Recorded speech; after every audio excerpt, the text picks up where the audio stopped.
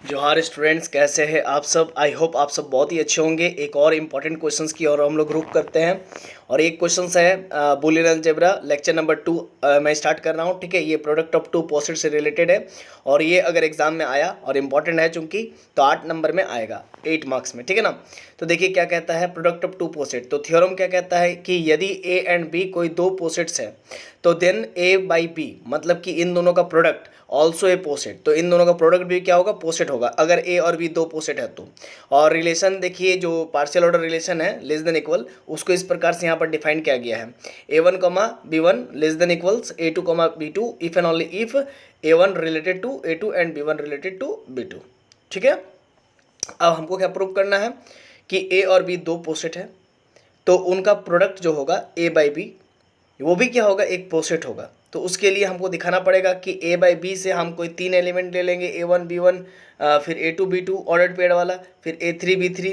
और उन तीनों को में उन तीनों में हम लोग रिफ्लेक्सिविटी को दिखाएंगे, एंटीसिमेट्री को दिखाएंगे और ट्रांजिटिविटी को दिखाएंगे। ठीक है ना। तो देखिए सबसे पहले हम लोग रिफ्लेक्सिविटी को दिखाते हैं ना। तो रिफ्लेक्सिविटी को दिखाने के लिए हम लोग क्या करते हैं, हम लोग ऐसा करते हैं कि लेट ए कॉमा बी कोई ऑर्डर्ड पेयर है, any element of A by B से मैंने कोई भी एलिमेंट ले लिया। और ए कहाँ से, स्मॉल ए कैपिटल ए से, स्मॉल बी कैपिटल बी से है। और ए से रिलेट करेगा क्योंकि, और बी से रिलेट करेगा क्योंकि ए और बी दो पोसेट्स है। दो पोसेट्स है इसका मतलब उसमें रिफ्लेक्सिव रिलेशन है, होगा ही होगा। इसीलिए ए से रिलेट कर रहा, बी से रिलेट कर रहा। और आपको मालूम है अभी अभी कि जो रिलेशन दिया हुआ है, जो ऑपरेशन डिफाइन किया गया है लेस देन इक्वल का, कि अगर ए वन ए टू से रिलेट कर रहा है, बी वन बी टू से रिलेट कर रहा है, तो उस केस में पहला बी वन से रिलेट करेगा, मतलब ए वन बी वन से, A one comma B one का ऑर्डर पेयर बनाएगा। और फिर A two comma B two का ऑर्डर पेयर बनाएगा। और A one comma B one जो ऑर्डर पेयर है वो A two comma B two order pair से रिलेट करेगा। तो ऑब्वियस सी बात यहाँ पर वही हो रहा है कि ए से रिलेट कर रहा, बी से रिलेट कर रहा, तो उस केस में ए बी से ही रिलेट करेगा गिवन रूल के अकॉर्डिंग। तो this implies that the less than equal जो रिलेशन है वो ए बाई बी में क्या है, रिफ्लेक्सिव है। नेक्स्ट है एंटीसिमेट्रिक के लिए दो एलिमेंट लेते हैं। तो दो एलिमेंट में लेते हैं और ए बी और बी ए दिखाते हैं कब, जब ए बराबर बी होता तब। तो A one B one related to A two B two मान लेते हैं और A two B two related to A one B one मान लेते हैं। और हम लोग दिखाएंगे कि क्या, कि ए वन बी वन जो ऑर्डर्ड पेयर है वो B A two B two के ऑर्डर्ड पेयर के बराबर है। तो चूंकि अगर हम लोग A one B one related to A two B two माना हुआ हूँ, ठीक है, तो उस केस में क्या होगा, उस केस में A one related to A two करेगा, पहला से और दूसरा से बी वन बी टू से।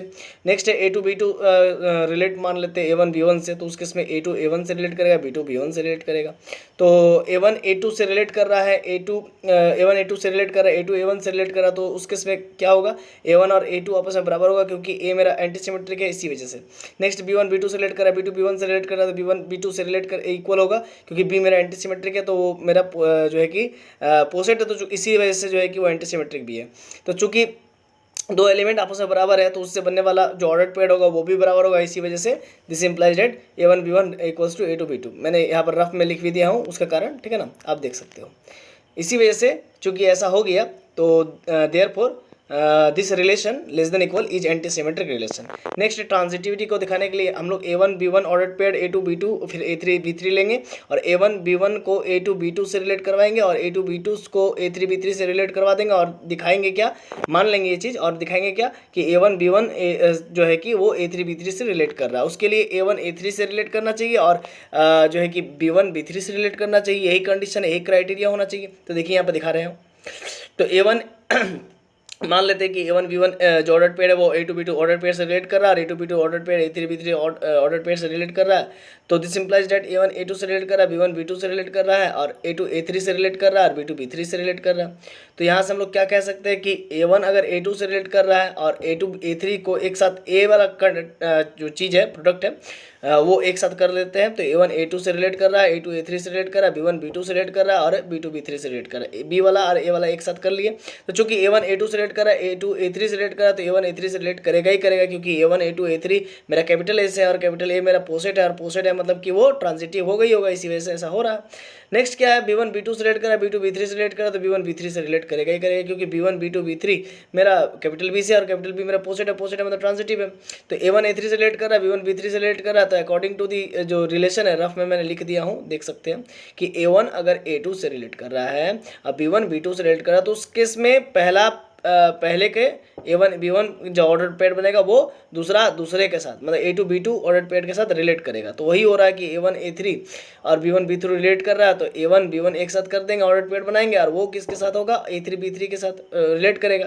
तो इसका मतलब हम लोग क्या फाइनली कह सकते हैं कि A1 B1 अगर A2 B2 से रिलेट कर रहा तो उस केस में, और A2 B2 A3 B3 से रिलेट कर रहा तो A1 B1 रिलेट करेगा A3 B3 से। तो इसका मतलब ये हो गया कि पहला तीसरे के साथ रिलेट करने लग गया। कब? जब पहला दूसरे के साथ रिलेट कर रहा और दूसरा तीसरे के साथ रिलेट कर रहा, तो उस केस में पहला तीसरे के साथ कर रहा है। इसका मतलब therefore less than equal on A by B is transitive, hence A by B is a poset. ठीक है ना। तो यही क्राइटेरिया होता है कि पोसेट अगर बनना है तो A by B और प्रोडक्ट ऑफ टू पोसेट्स के अंदर से कोई भी 3 एलिमेंट लेते हैं और उन 3 एलिमेंट्स को हम लोग दिखा देते हैं रिफ्लेक्सिव है, एंटीसिमेट्रिक और ट्रांजिटिव है। That's all. तो ये मेरा काम हुआ पूरा। तो ये हम लोग कह सकते हैं कि A by B is a poset. अगर कोई 2 पोसेट है तो उसका प्रोडक्ट भी पोसेट होता है। ठीक है ना। If 2 posets are exist then their product is also a poset, है ना। तो ये आपके एग्जाम पॉइंट ऑफ व्यू से बहुत इंपॉर्टेंट है। और भी मैं इंपॉर्टेंट क्वेश्चंस जो है कि मैं आगे आने वाले क्लासेस में, ये लेक्चर नंबर 2 हुआ, अब लेक्चर नंबर 3 में मैं बताऊंगा। तो चैनल पे नए हैं तो जल्दी जल्दी सब्सक्राइब कर लीजिए, तभी जो है कि आपको नोटिफिकेशन मिलते रहेंगे। धन्यवाद।